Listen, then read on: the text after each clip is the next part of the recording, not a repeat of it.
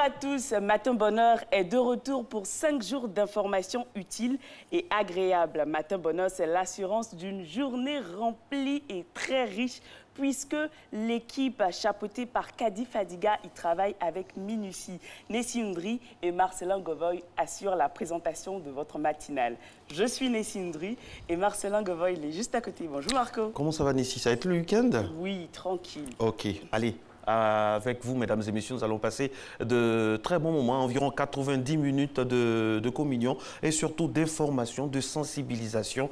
Avec aujourd'hui, c'est donc économie, nous allons parler du modèle des Dioula. Les Dioula, ça signifie commerçants, donc en malinké. Quel enseignement tirer de leur succès dans le commerce? Mais avant, on aura bien sûr le sport avec Patrick Guité, on aura bien sûr la revue de presse, on aura Instant Vérité. Attention, attention. On aura donc le président de la coordination des clubs donc, qui va nous parler un peu de ce qui se passe concrètement du côté de la maison de verre de Trècheville, la Fédération ivoirienne de football, qui, vous le savez, depuis, donc, on parle de fronde contre le président actuel. On verra tout ça avec Gabriel Zani dans l'instant de vérité. Merci. Bienvenue à Matin Bonheur. On ouvre cette page avec la titrologie présentée, vous le savez, par Fatim Djedje. C'est parti.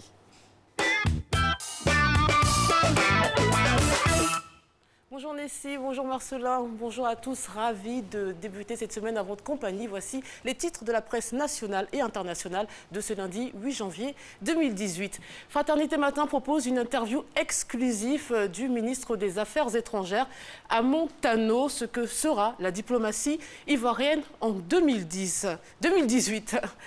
Au sujet de la taekwondoïne Ruth Babi, elle décroche l'or en Chine. C'est l'autre formation à la une de Fraternité Matin. Et on poursuit avec l'essor ivoirien cette fois-ci, qui affiche les mots du Premier ministre Amadou Gon Coulibaly. De nouvelles constructions vont démarrer à partir de 2018 au sujet, bien sûr, des logements sociaux. Et en ce qui concerne la libération de Laurent Gbagbo et Blé Goudé, même le FPI n'y croit plus, nous dit la couverture. Notre voix reprend les mots d'une nonce apolistique adressée au chef de l'État. Il faut sortir de la mentalité de clan, dit-il. Et au sujet du transfert de la capitale à Yamoussoukro, le journal affirme comment le pouvoir veut berner les Baoulés. Allo Police part à la découverte d'une communauté pas comme les autres. Ce n'est pas le bon numéro qui s'affiche, mais sur celui de cette semaine, et vous y trouverez donc des musulmans qui prêchent le retour de Jésus.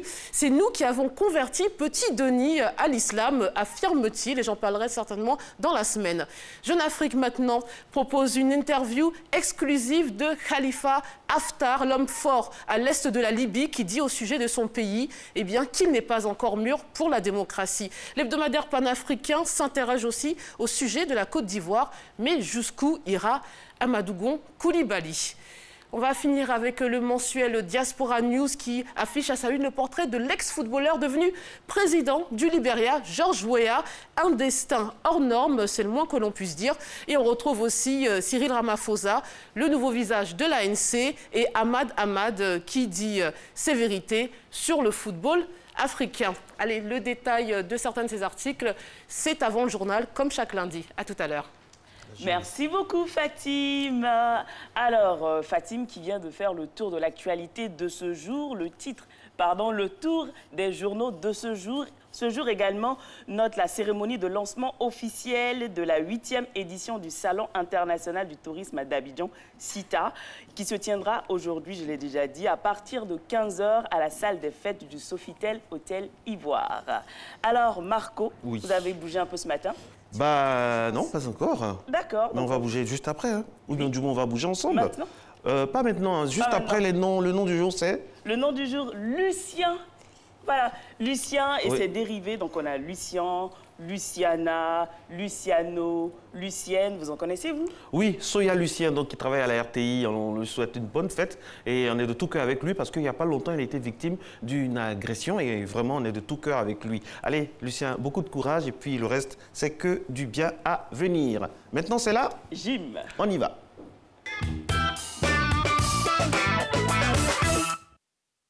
Bonjour chers téléspectateurs, bonjour à toute l'équipe de Matin Bonheur. Alors, j'espère que vous avez passé une très bonne semaine de sport avec la Strong by Zumba. Aujourd'hui, nous reprenons avec un circuit d'exercices Alors généralement, on entend des personnes qui disent « j'ai pas le temps de faire de sport, il me faut au moins 30 minutes par jour, 30 minutes peut-être chaque 2 jours ». Aujourd'hui, nous allons faire un circuit d'exercice qui va vous permettre de travailler en maximum 5 minutes. 2 fois ce circuit, je vous assure que vous allez avoir un super cardio, une très bonne santé si vous le faites. Ce circuit d'exercice est composé de 4 exercices. Le premier exercice, les squats. Le second exercice, les jumping jacks. Le troisième exercice, le petit saut latéraux. Et le dernier exercice, les skipping. Donc on va essayer de faire 20 squats, 20 jumping jacks, 20 sauts latéraux et 20 secondes de skipping. D'accord? Allez, tu es prête, Samira? Allez, sans plus tarder, on part directement. Veillez à vous échauffer, bien sûr, avant de commencer cette petite séance. On va faire des squats de manière dynamique. Donc, on va descendre et monter rapidement comme ceci. Là, d'accord? Ok, allez, on part. 3, 2, 1. Top, c'est parti. Allez, 1, 2, 3, 4, 5. Lorsque vous faites les squats, c'est lorsque vous remontez que vous soufflez. Là, 8, 9, 10, 1, 2, 3, 4, 5, 6, 7, 8, 9 et 10. Super. Allez, on enchaîne avec les jumping jacks. Là, top, c'est parti. 1, 2, 3, 4, 5, 6, 7, 8, 9, 10. 1, 2, mettez du rythme. 3, 4, 5, 6, 7, 8, 9. Ok, super. On enchaîne avec les sauts latéraux. On part là. 1, 2, 3, 4, 5, 6, 7, 8, 9, 10. 1, 2, 3, 4, 5, 6, 7, 8, 9. Ok, dernier exercice, skipping. Là. 1, 2, 3, courage. 4, 5, 6, 7, 8, 9, 10. Encore. 1, plus vite. 2, 3, 4, 5, 6, 7, 8, 9. Ok, super. Alors, lorsque vous voulez faire les skipping chez vous à la maison, évitez de frapper le sol avec toute la plante des pieds. C'est plutôt la pointe des pieds et puis là, on essaie d'aller très vite. D'accord? Second exercice que j'aimerais expliquer, ce sont les sauts latéraux. Lorsque vous faites les sauts latéraux, si en les faisant avec des impacts au sol, vous avez mal au niveau des articulations, eh bien, essayez de les faire simplement en vous balançant d'une jambe à l'autre, d'accord? Et en veillant à rester assez bas pour justement travailler un peu plus les cuisses. Les jumping jacks, vous le savez déjà, en le faisant avec des step touch. Ça devrait aller. Le premier exercice, les squats, tout le monde peut le faire. Ceux qui ont mal aux genoux, on évite de descendre trop bas, d'accord? Allez, on repart pour un deuxième passage. Premier exercice, squat. Samira, on est prêt? 3, 2, 1, go! 1, 2, 3, 4, 5, 6, 7, 8, 9, 10. 1, 2, 3, 4, 5, 6, 7, 8, 9 et 10. Jumping jack. 1, 2, 3, 4, 5, 6, 7, 8, 9, 10. Encore.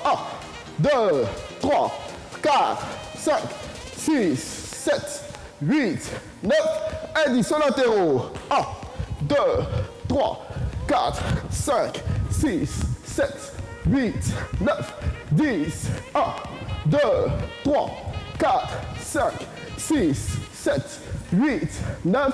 Ok, super. Dernier exercice, skipping. Go!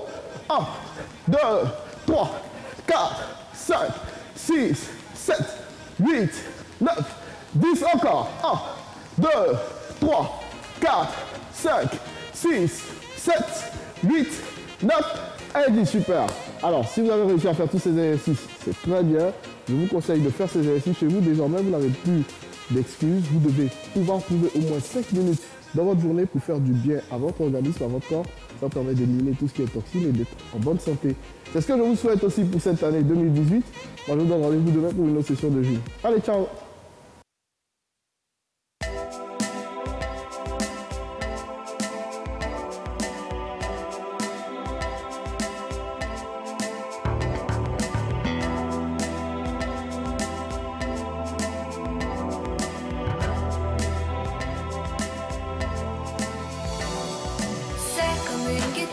Comme un sourire, quelque chose dans la voix qui paraît nous dire viens.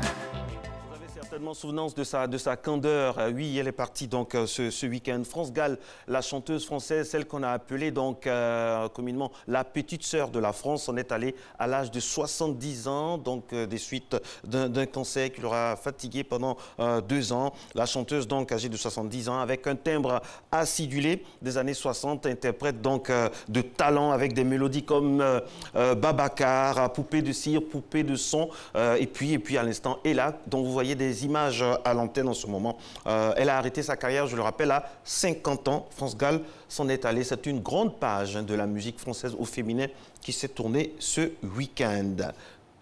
Voilà. Et puis, on n'oublie pas aussi, ce week-end, Emmanuel Macron, président français, a rendu dimanche un hommage sobre, conformément donc aux vœux des familles, à toutes ces personnes victimes des affres du terrorisme, aux victimes des attaques djihadistes contre l'hebdomadaire Charlie Hebdo et le magasin Hyper Cacher à Paris. 3 ans après les attentats, samedi, donc, une manifestation organisée notamment par le Printemps républicain et intitulée « Toujours Charlie » a par ailleurs été organisé. C'était de grands moments d'émotion ce week-end du côté de Paris et du côté de la France en général. Merci d'être avec nous, mesdames et messieurs, sur Matin Bonheur, le rendez-vous de l'information, le rendez-vous de tout ce qui vous permet d'avoir les outils afin de mieux aborder chaque journée. Et puis aussi un peu de spiritualité dans cette édition avec maintenant un no comment qui nous envoie tout droit du côté de Yerushalayim, si vous préférez Jérusalem. On dit en hébreu Yerushalayim. On y va.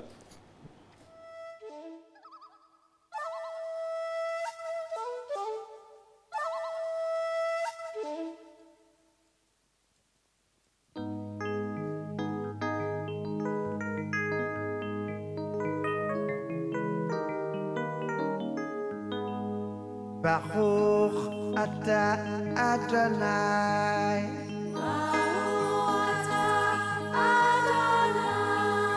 Baruch Rabba Yerushalayim.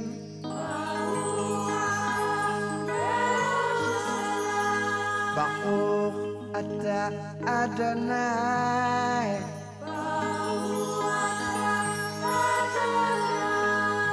Baruch Rabba Yerushalayim.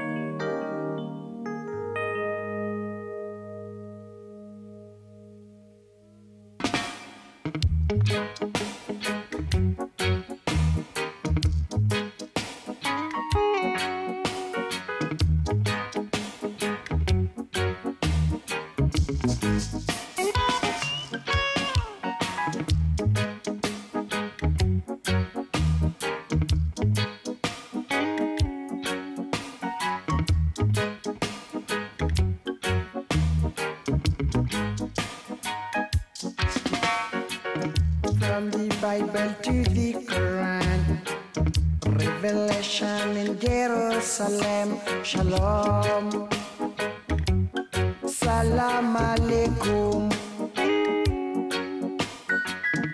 You can see Christians, Jews and Muslims living together and praying, Amen. Let's give thanks and praises. Baruch Ata Adonai. Baruch Rabba Yerushalayim. C'est mon rêve d'y aller. Ouais, je rêve d'y aller, moi. Un rêve partagé. Oui, franchement, c'est... Merci beaucoup à Soro Félicité qui réalise cette émission. Merci de nous avoir fait voyager, nous emmener à Jérusalem. C'était une visite très, très agréable avec cette chanson en soutien, la chanson de Alpha Blondy. Ça met forcément bien, comme on le dit chez nous. Alors, société maintenant des dodanes dans les quartiers entre sécurité des populations et calvaire des automobilistes. Pratiquement dans tous les quartiers du district d'Abidjan, des dodanes ont été installés sur les principales artères à grande fréquentation. Les populations, disent-elles, les ont installés pour prévenir d'éventuels accidents. Mais ces dodanes endommagent très souvent les véhicules parce qu'ils ne sont pas toujours installés par des professionnels. Mais de plus en plus, dans certains quartiers, l'on aperçoit des dodanes modernes appelés ralentisseurs. Ces dodanes sont beaucoup appréciés par les automobilistes. Nous vous proposons quelques témoignages de certaines victimes. Trashville, quartier Arras. Dans cette ruelle, l'on peut apercevoir plusieurs dodanes. Les habitants du quartier en ont décidé ainsi pour garantir leur sécurité et celui de leurs enfants. C'est le quartier, il y a les enfants. Donc des fois, la voiture, quand il vient, il roule normal, il roule en vitesse. Donc comme il roule en vitesse, il se met ça pour que quand la voiture vient, il parle un peu. Les dodanes dans le quartier, c'est très important. Ça fait que les voitures ont moins de vitesse. Parce que quand ils sont en vitesse, ils font beaucoup d'accidents, ils cognent les enfants, ils vont à l'école. Donc vraiment, avec les dodanes, vraiment c'est bon, c'est normal que ça existe. Ce dispositif de sécurité, l'on en trouve un peu partout dans les quartiers d'Abidjan. Si tu roules en vitesse que les enfants vont traverser là, tu vas faire comment? Donc dodan ça fait ralentir, ça fait c'est un bon tour. Devant moi quoi. Ouais bon, dodan c'est fait pour les enfants parce qu'il y a d'autres qui roulent très mal. Ils roulent très mal. Donc lorsqu'il y a dodan, tu peux freiner pour que à cas d'un petit, les enfants traversent n'importe comment. Au cas s'il y a dodan, les gars peuvent freiner.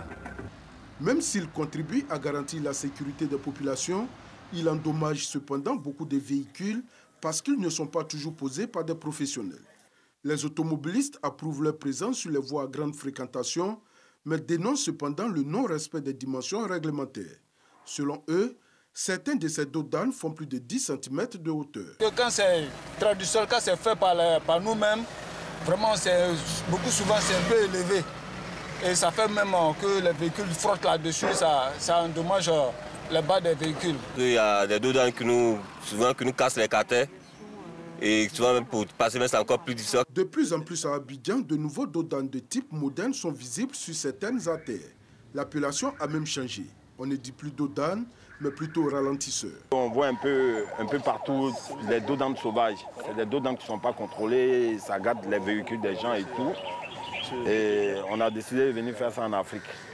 Comme on a eu la chance de résider en Europe, on s'est dit pourquoi pas en Côte d'Ivoire avec l'émergence. Ces dodanes sont bien faits parce que c'est plus pratique. Ça nous facilite la tâche que les autres dodanes que nous trouvons dans les rues. On trouve très souvent ces ralentisseurs devant les centres de santé, les lieux de culte, les marchés, les voies à grande fréquentation et les établissements scolaires, comme ici devant cet établissement à Cocody. Voilà, donc on est confronté à l'incivilité notoire de nombreux chauffeurs. Et donc il y a des voitures qui passent à plus de 100 à l'heure, qui risquent d'écraser les enfants, les parents, les enseignants, tout le monde. Donc on essaie de faire un effort avec la mairie pour essayer d'améliorer un peu la sécurité. Vraiment, quand je suis sortie de ma maison tout à l'heure, j'ai vu ça. Ah, c'est vraiment à saluer. Parce qu'au jour d'aujourd'hui, les motos même qui passent ici, c'est plus que même voiture. Quand ils passent, tu es dans ta chambre, tu as l'impression même que déjà il y a eu un dégât. On a les petits frères qui jouent au foot dans le couloir, donc souvent ça va sur la route. Quand il y a un dos d'anti, il y a les voitures qui viennent, au moins ils vont prendre la peine de freiner, pour qu'au moins les petits frères puissent prendre leur ballon et tout. Voilà, en tout cas c'est bon. Ces ralentisseurs, pas difficiles à installer, ont une durée de vie comprise entre 5 et 10 ans s'ils sont bien entretenus.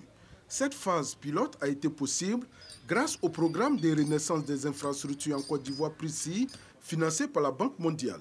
Le partenaire technique veut l'étendre à toutes les villes de la Côte d'Ivoire. Mais il faut pour cela la collaboration des municipalités pour faciliter la mise en œuvre.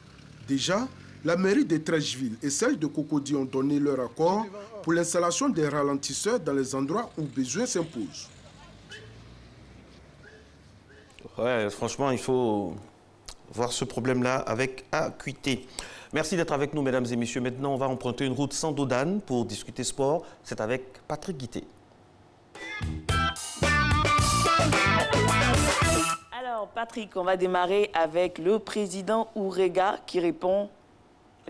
Qui reprend la main. Oui, bien entendu, c'est au niveau du handball. Joseph Ourega, qu'on voit ici à l'écran, garde son fauteuil de président de la Fédération ivoirienne de handball, alors que son mandat, on va dire, s'achevait au 31 décembre 2017. Eh bien, le colonel président a décidé de poursuivre son bail jusqu'au 20 janvier 2018. date à laquelle il organisera une assemblée générale extraordinaire conformément au règlement et statut de la fédération, avec pour ordre du jour bien la clarification du calendrier de fin de saison et la préparation de l'Assemblée générale élective. Mais avant... Alors, nous avons un petit souci au niveau donc, de votre micro, Patrick.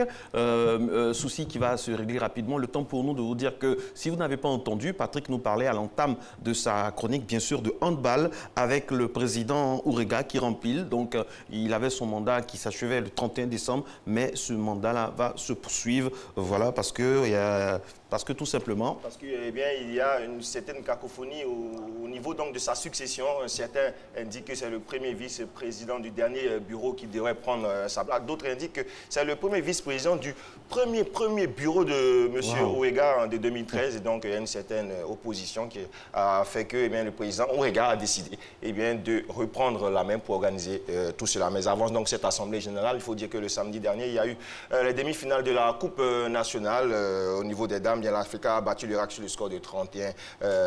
Et puis, Atier-Guakro a été battu 41-21 par Habitat. Et puis, chez les hommes, le Resta a profité du forfait de la SOA pour s'imposer. Et puis, l'université Félix Faudbagny a perdu face à Don Bosco 26-21. Les dates des finales ne sont pas encore précisées. Il faudra attendre donc l'Assemblée générale du 20 janvier.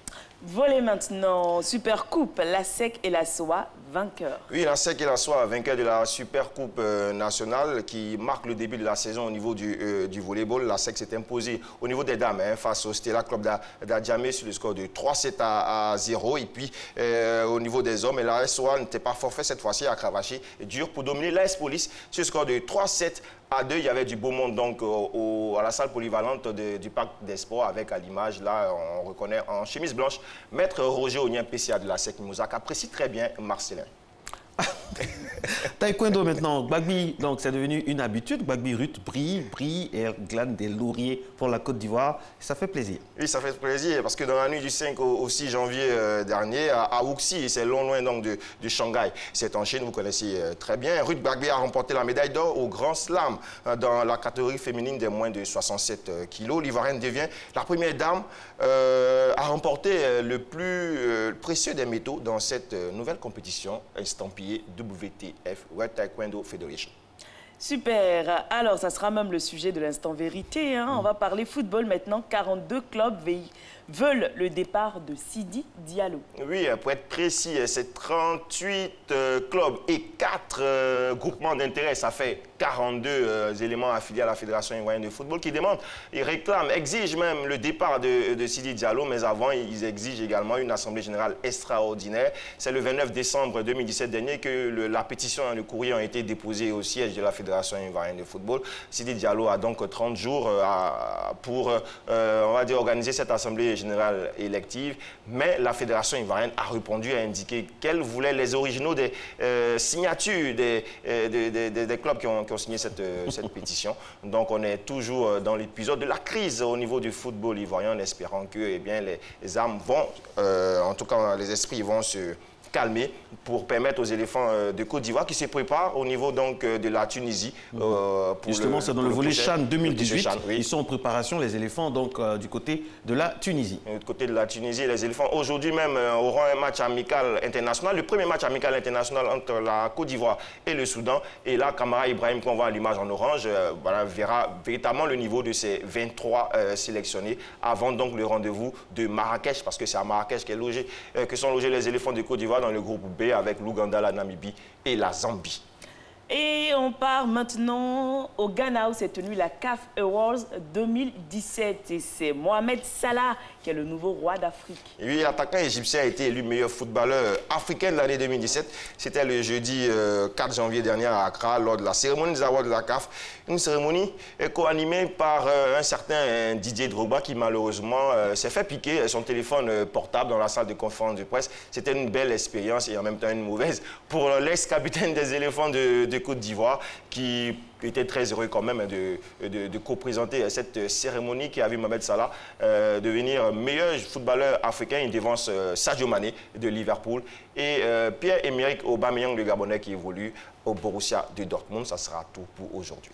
Merci beaucoup Patrick Guité. Patrick Guité que vous retrouvez donc tous les jours, tous les lundis sur RT1 ici sur notre page et tout le hashtag Matin Bonheur afin d'avoir donc en replay ces interventions magistrales dans cette émission. Il est 6h20 partout en Côte d'Ivoire. Merci d'être avec nous. C'est le moment maintenant pour la revue de presse.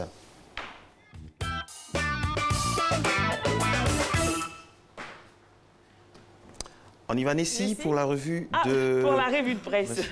Allez, on va démarrer avec la colère du maire de Bouaké.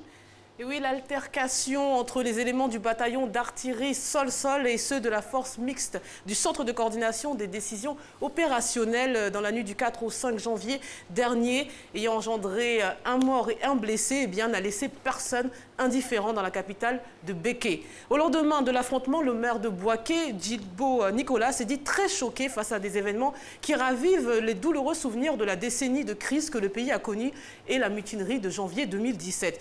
Pour M. Djibo, les récents événements non seulement sont un véritable choc pour la population, mais constituent une menace pour des potentiels investissements. L'élu a traduit son indignation, qualifiant la situation de n'importe quoi. Allo Police relate une affaire de déguerpissement qui tourne mal. Et oui, encore une histoire ubuesque. Les habitants de la cité Maurice Koumassi ont été chassés de chez eux dans la nuit du 21 décembre. Et la raison, un litige foncier concernant le lot sur lequel sont construits leurs maisons. Alors l'ex-adjoint au maire et un pasteur se réclament la propriété de ce lotissement. Mais après vérification, on s'est rendu compte que c'est le mauvais lot qui a été détruit et qui concerne 50 maisons. Alors le pasteur qui est à l'initiative de ce déguerpissement rejette la faute sur l'huissier qui nous dit « Je ne suis pas censé connaître le lot, c'est sur indication du requérant, c'est-à-dire le pasteur Kamagaté Amadou de l'église Grâce et Merveille lui-même, accompagné du lieutenant de police que nous avons fait la reconnaissance du site la veille du déguerpissement. Je ne me reproche rien dans cette affaire. » C'est certainement une affaire à suivre. Vraiment. Courrier international revient sur la visite d'Emmanuel Macron en Chine. Le président français sera du 8 au 10 janvier en Chine pour sa première visite officielle dans le pays et en Asie. Selon l'article en mandarin, la transcription d'Emmanuel Macron est Meklong, qui signifie le cheval qui domine le dragon. Une image encourageante pour le président français qui cherche à forger des liens plus étroits avec son homologue chinois Xi Jinping. Pour le quotidien de Hong Kong, le South China Morning Post, les relations commerciales bilatérales et le désir d'accroître l'influence des deux pays à l'international sont sans aucun doute en tête de l'ordre du jour. Ce séjour sera aussi l'occasion pour Emmanuel Macron d'exposer clairement les grandes lignes de sa politique asiatique, conclut l'article. SoFoot évoque le racisme subi par Blaise Matuidi. Et oui, le temps passe et certaines choses ne changent pas, décidément. Samedi soir, à l'international français, Blaise Matuidi a été victime de racisme à Cagliari. L'ancien joueur du PSG s'en serait plaint à l'arbitre. Un journaliste de l'AFP a relayé les propos du joueur de la Juventus sur son compte Twitter. Je le cite, « J'ai fait l'expérience du racisme lors du match. Des personnes faibles essayent d'intimider avec de la haine. Je ne suis pas un homme de haine. Je ne peux qu'être désolé pour ceux qui donnent le mauvais exemple », aurait-il affirmé. Matuidi avait déjà subi ces moqueries à Vérone il y a quelques mois lors d'un match précédent. Paris Match publie les photos du plus bel hôtel du monde. L'adresse secrète s'est récemment trouvée sous les feux des projecteurs quand les lecteurs du magazine américain très select de référence Connas Traveler et ses 300 000 votants l'ont élu meilleur hôtel du monde. Ultra confidentiel et parfaitement discret, la Réserve à Paris a été inaugurée en janvier 2015 puis a décroché la distinction de Palace en 2016. À l'écran, vous avez certainement vu une des chambres. Là, c'est le bar de la Réserve, sans oublier qu'ils ont 2 étoiles Michelin décernées au restaurant. Et puis là, on voit l'opulence du marbre qui habille les salles de bain. Ça fait rêver, n'est-ce pas, Nessie? Oui. Et la piscine qui est la pièce maîtresse du spa. Et on va finir avec cette splendide vue sur les verrières du Grand Palais. Ce jeune établissement de luxe est la propriété d'un homme d'affaires français. Donc si vous cherchez des idées vacances, surtout si vous avez les bourses bien pleines, voilà une idée. Allez, c'est tout pour aujourd'hui. Je vous laisse avec Marcelin et Nessie. Je vous dis à demain. 6h24, mesdames et messieurs, partout en Côte d'Ivoire. Si vous avez décidé de partir maintenant de la maison, ce qu'on ne veut pas, parce que vous restiez avec nous tout au long de ces minutes, jusqu'à 7h30, voici le point route maintenant. C'est parti. Première image.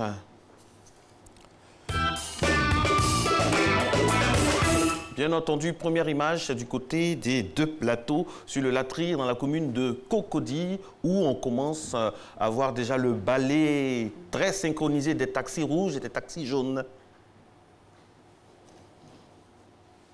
On part au plateau, sur le boulevard lagunaire, pour s'enquérir du mouvement des voitures de ce côté-là. Et là, on est en 1970. Mais non? Non, voilà. Mais voilà, ça roule. Aujourd'hui, ils sont sortis beaucoup plus nombreux que d'habitude. C'est bien, on sent que les activités ont repris. Tout doucement, voilà, ça circule normalement. Donc, vous avez la possibilité de sortir maintenant pour ne pas vous retrouver bloqué dans les embouteillages. On poursuit cette fois-ci. Avec le carrefour de Trècheville, donc du grand carrefour de Trècheville qui, la semaine passée, vraiment à 7 heures, a été un peu désert, ce carrefour-là. Mais qu'en est-il de cette matinée du 8 janvier, en tout cas les premières heures? On voit ça maintenant, si on peut. C'est possible, on peut voir les images de Trècheville et oui, au niveau donc on est en mode diesel, au niveau de la réalisation. Non, pas de la réalisation, mais voilà. On va aller à l'échangeur peut-être. L'échangeur, voilà, l'échangeur ne s'est pas planté, contrairement aux images de Trècheville qui nous ont lâchés, mais c'est pas trop loin. Là, c'est l'échangeur de Marcory et pour le moment, il n'y a pas grand échange. Ça va, voilà, ça va. Merci beaucoup, Marcella. On poursuit cette fois-ci avec la météo. Voilà, donc on part tout de suite pour la météo. Juste derrière, Hamza Diaby nous rejoint pour le journal.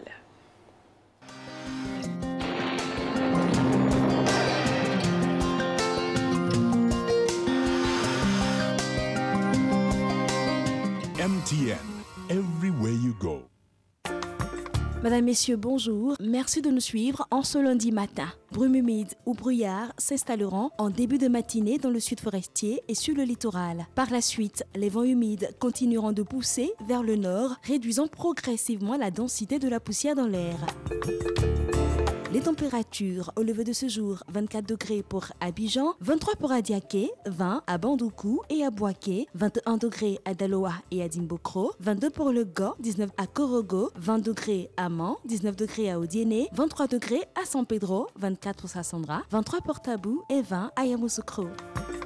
Cet après-midi, la dépression extratropicale maintiendra des basses pressions favorables à la remontée des vents humides vers le nord, ce qui aura pour conséquence l'atténuation des vents secs sur l'ensemble du pays et l'arrivée de masses nuageuses sur le littoral et le sud forestier. Cette arrivée sera accompagnée en fin de période par quelques pluies localisées et relativement faibles sur le littoral.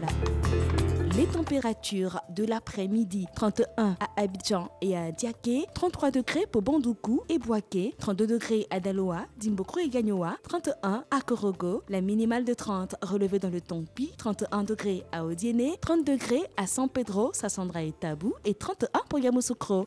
Le résumé du temps de ce lundi matin est fait. Excellente journée à tous et à chacun.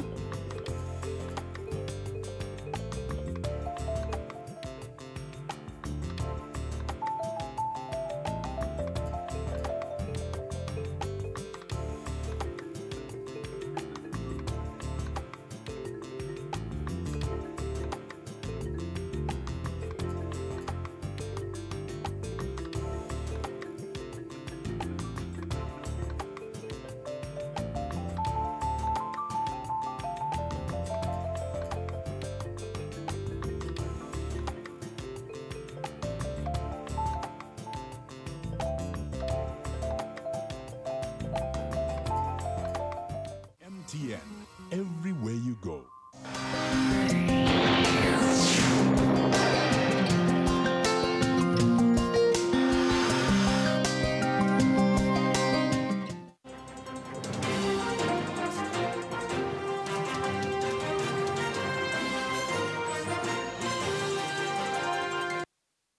Bonjour mesdames et messieurs, bienvenue dans ce 6h30. Le chiffre du jour, c'est 2000. On dénombre 2000 cliniques privées sur tout le territoire ivoirien. 70% d'entre elles n'auraient pas l'autorisation d'exercer. Du côté des patients, les arguments pour fréquenter ces centres de santé ne manquent pas. On se réjouit de leur proximité et surtout des coûts abordables. Mais les risques encourus sont nombreux car les pratiques sont souvent illégales, voire dangereuses. Incursion donc dans ces laboratoires de la mort, soins de proximité entre nécessité et illégalité. Quartier Remblai, dans la commune de Koumassi, Jean-Charles Oyourou s'apprête à prendre son service dans cette clinique. Bonsoir, Eve. Quels sont les patients qu'on a pour ce soir? Chaque jour, il reçoit en moyenne une dizaine de patients. S'il est sollicité, c'est avant tout pour le coût des prestations, 50% moins cher que dans le service public. Nous, on part sur les 3 examens, soit la NFS, la GE, puis le sérieux d'angine de Vidal à 4 000. Depuis plus de 5 ans qu'il y exerce, M. Charles, comme on l'appelle ici, est devenu le docteur du quartier. Le médecin, c'est quelqu'un de bien. Souvent, quand moi je viens me soigner ici, puis il n'est pas là, je demande d'attendre M. Charles d'abord. Parce que quand il vient, les médicaments qu'il me prescrit, c'est vraiment, ça va bien. Ça va, raison pour laquelle il a conseillé mon petit frère même de l'envoyer ici. On compte 2000 établissements sanitaires privés sur tout le territoire ivoirien. Les plus grands ont pignon sur rue, mais la majorité se trouve à l'intérieur des quartiers. Et ces derniers ne font pas que soigner les patients. Alors que la pratique est interdite par la loi, sauf sous certaines conditions, nous avons réussi à prendre rendez-vous pour une interruption volontaire de grossesse dans cette clinique.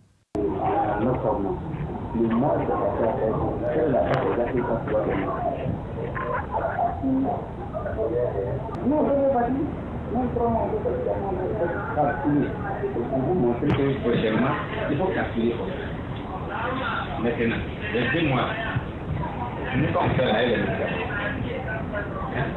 elle est médicament, ça fait 35 minutes. Elle est médicament, les petits qu'on donne.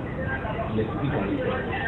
Et quand on finit, on fait les petits que demain, lui, soit malade. Mais si vous devez faire une machine, demain, je vais lui voir. Donc, demain là. En Côte d'Ivoire, 4 femmes enceintes sur 10 ont recours à une IVG. Pour prévenir ces interruptions volontaires de grossesse et bien d'autres risques sanitaires, un organe du ministère de la Santé et de l'Hygiène publique est en charge de contrôler ces cliniques. Ce matin, la direction des établissements et professions sanitaires DEPS organise une descente au quartier Djekonan dans la commune de Koumassi.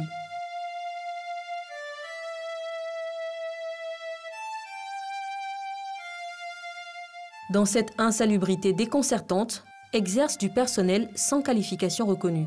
Des anges de la mort en blouse blanche. Vous avez fait la formation de la Croix-Rouge. Ok, donc ça veut dire que vous n'avez pas le diplôme de l'INFAS. Ce sont les infirmières diplômées d'État de l'INFAS qui doivent exercer la profession d'infirmière ici, en Côte d'Ivoire. La sentence est sans appel. En conclusion, nous disons que cet établissement-là va être fermé. Du personnel non qualifié, pire, des établissements ouverts sans agrément. À Angré, l'équipe de contrôle débarque dans un cabinet dentaire qui exerce depuis 1 an sans autorisation. Les échanges sont houleux. Reste tranquille. Mais qu'est-ce que ça veut dire? Une demande introduite ne signifie pas qu'elle est acceptée. Vous avez fait la demande. La demande peut être acceptée ou refusée. Dans le cadre de la demande, c'est le docteur Kouassi qui a fait la demande, en tant que chirurgien dentiste. Il est où? Oui, il n'est pas encore. Parce que c'est les jeudis, il vient. Bon, d'accord. Donc, il n'est même pas résident. Vous voyez, il y a plusieurs fautes, hein. Compte tenu de ces points-là, nous allons revenir avec un avis de fermeture et avec tout ce qu'il faut. Mais Dans cette clinique, le garant médical est ivoirien. Le garant des actes médicaux, c'est le praticien à qui le ministère de la Santé attribue l'autorisation. Il a l'obligation d'être résident et assume la responsabilité pénale en cas d'erreur médicale. Tous les contrôles de la DEPS ne donnent pas lieu à des fermetures. Elle peut formuler des recommandations dans le cadre de visites de conformité. Avec peu de moyens, ces contrôleurs effectuent des descentes inopinées, mais également des visites sur dénonciation. 70% des cliniques privées en Côte d'Ivoire exerceraient sans autorisation. La seule commune de Yopougon abriterait 46 centres de soins illégaux. Un fléau qui jette le discrédit sur la pratique de la médecine privée en Côte d'Ivoire. Prenons le cas de la médecine chinoise. Pour exercer dans notre pays, il y a toute une procédure. Vous ne pouvez pas exercer parce que vous êtes médecin, même si vous êtes ivoirien. Il faut que le Conseil national de l'ordre des médecins vous autorise à exercer. Je suis au Conseil national de l'ordre des médecins. Je n'ai jamais vu passer dans nos dossiers un dossier de médecin chinois. On ne peut pas et on ne doit pas, et ce n'est même pas pensable, exercer la médecine comme un commerce. Les infections mal soignées entraînent des résistances. Une étude sanitaire en Côte d'Ivoire rapporte leur ampleur à 39%. Je vais vous demander de respirer un peu par la bouche, tout doucement. Hein. Allez-y. Comme risque encouru, c'est le développement de certaines résistances, des résistances par rapport à certaines maladies. Vous prenez même le cas du paludisme. Un paludisme qui n'a pas été peut-être bien traité, il va être un peu résistant. C'est-à-dire que les médicaments ne seront plus efficaces. Proximité du corps médical, accessibilité des soins, mais à quel coût? L'absence d'hygiène, la pratique de soins sans autorisation et la non-qualification du personnel constituent de véritables dangers pour les populations. Une réforme des autorisations sanitaires est en cours d'élaboration. Désormais, l'autorisation d'ouverture d'un établissement sanitaire ne sera plus délivrée aux professionnels du corps médical, mais à l'établissement sanitaire en tant que personne morale. Outre le secteur de la santé, nos villes ont aussi besoin d'être assainies et l'État en a fait son combat. L'opération Grand Ménage se poursuit sur le terrain pour la 11e édition. C'est la ville de Lakota qui a été choisie pour le lancement. La ministre de la Salubrité, de l'Environnement et du Développement durable est allée apporter le message du gouvernement aux populations. Anne-Désirée Ouloto les a exhortés à vivre dans un environnement sain. Grace Kando, de retour de Lakota. Lakota, dans la région d'Ilo-du-Bois, accueille la 11e édition de l'opération Grand Ménage. Un choix qui n'est certainement pas fortuit. La porte d'entrée de Lakota annonce les couleurs des commerçantes installées par-ci, par-là. Il n'en fallait pas plus pour que l'hôte du jour, la ministre de la Salubrité, de l'Environnement et du Développement durable, attaque la sensibilisation sur les bonnes pratiques de propreté et les notions d'hygiène. Vendeuses de produits vivriers, de sachets d'eau et d'autres objets sont invitées à maintenir leur cadre de vie sain. On vend des gobelets d'eau là. Achetez des gobelets d'eau. Il y a des alternatives pour vous apporter. C'est ça la somme. Et ça, vous savez d'où ça vient. Si on vous voit avec ça encore, on va vous envoyer en prison. Ça là, on ne fait pas ça. Les tenanciers de maquis, les coiffeuses sont aussi exhortés au respect de la propriété pour leur bien-être. L'opération Grand Ménage est une vision du gouvernement qui vise à offrir un cadre de vie agréable aux populations. J'ai vu de nombreux efforts qui ont été réalisés. C'est l'occasion pour moi de féliciter le maire à travers toutes ces initiatives d'engagement et qui démontrent leur ambition de faire de Lakota une ville propre, une belle ville. La question des incivilités, la question des mauvais gestes de nos populations demeure. Cette tribune a été l'occasion pour moi de sensibiliser à nouveau, de répéter. Nous ne devons pas accepter de vivre dans un pays sale, parce que la saleté rime avec la maladie. Or, nous voulons être un pays émergent, donc un peuple au travail pour l'émergence de notre pays. En termes d'embellissement, nous avons donc fait le fleurissement de la ville. Nous continuons de le faire. Nous avons donc refait les peintures, le ravalement des façades depuis l'entrée de la ville. Et donc nous allons étendre dans différents quartiers, dans différents villages, le fleurissement, le ravalement des façades et donc le curage des caniveaux. Nous allons faire en sorte de vulgariser cette idée gouvernementale parce que c'est une action civique. C'est une action d'utilité publique et nous nous engageons fermement à sensibiliser nos populations. L'opération dans la ville de Lakota a vu la participation des différentes couches socio-professionnelles. Nous avons nettoyé tout l'hôpital, lavé les bâtiments, les salles, nettoyé, défriché les parcours. C'est ce que nous avons fait, nous avons rendu l'hôpital propre. Un comité départemental de la salubrité créé à cette occasion est chargé désormais de poursuivre la sensibilisation sur le terrain. L'implication effective des autorités locales pour la réussite de l'opération Grand Ménage étant indispensable, elles ont été faites ambassadrices de la salubrité. Pour vous qui vous rendez souvent à San Pedro, vous vous êtes certainement rendu compte de la présence d'une unité de fabrication de charbon de bois juste avant le pont et en plein cœur de la ville. Une fumée noire s'élève de ces endroits tout au long de la journée, polluant l'environnement et exposant les populations aux maladies respiratoires. Alors, que font les autorités pour y remédier? Comment ces exploitants s'en sortent-ils? À quand leur déguerpissement? Élément de réponse dans ce document signé Sam Conan et Mamadou Kwasi. Une fumée noire et épaisse dans le ciel de la ville de San Pedro. C'est le résultat de ces colonnes de fumée produites quotidiennement depuis cet espace, situé au corridor nord de la ville. Une zone de fabrique artisanale de charbon de bois. La fumée nous gêne, mais on ne sait pas comment faire. Parce qu'il n'y a rien au marché. Il n'y a rien au marché, on ne sait pas comment vendre pour avoir un peu. Donc, c'est à cause de ça, on est dans la fumée là. Sinon, ça nous gêne en tout cas. Ça nous gêne. Plus de 200 personnes travaillent le bois sur ce site de près de 3 hectares. Il y a d'un côté les exploitants de charbon et de l'autre ceux qui travaillent le bois. Ici, aucune mesure de protection contre la fumée ni la poussière. Tout le monde est exposé. Chaque soir que Dieu fait, moi, il boit. Il boit matin, le soir, sans problème. Je suis dedans aussi, ça vaut, bon, je peux dire que ça vaut au moins 10 ans. Je suis dedans. On dit quand tu bois l'air, ça lave tout. Donc nous aussi, Dieu merci, c'est qu'on boit aussi, là, il n'y a pas de problème. Face à la pollution de l'air et de l'environnement, les autorités locales ont pris des dispositions pour déguerpir les occupants, mais rien n'y fit. Deux problèmes majeurs se posent. C'est-à-dire la zone qui a été destinée pour le recasement, cette zone-là est une zone marécageuse qui est sujet à inondation pendant les saisons de pluie. Il y a aussi le problème de purge des droits coutumiers. Les occupants disent vouloir partir et contribuer à l'embellissement de la ville, mais à une condition. On n'a pas refusé. Mais si les autorités nous trouvent un site approprié, on s'en va. En attendant, nous sommes là, nous n'avons pas de site. On ne peut pas aussi arrêter l'activité. Si on arrête, où on va? On ne sait pas où on doit aller. Voilà. On paye les impôts, on travaille, on a des charges. Bon, on est là. Même s'ils ont aménagé demain quand on nous dit de partir, on s'en va. À la zone industrielle en plein cœur de la ville, non loin du stade Auguste-Denise, se trouve un site de fabrication artisanale de charbon de bois. Cette proximité avec les sportifs est gérable, surtout quand on pense connaître le remède contre les maladies liées à la fumée. Souvent, quand il y a les matchs au terrain, au stade, les gens viennent nous voir. Et, aujourd'hui, il y a un match au stade. Essayer de voir au fou.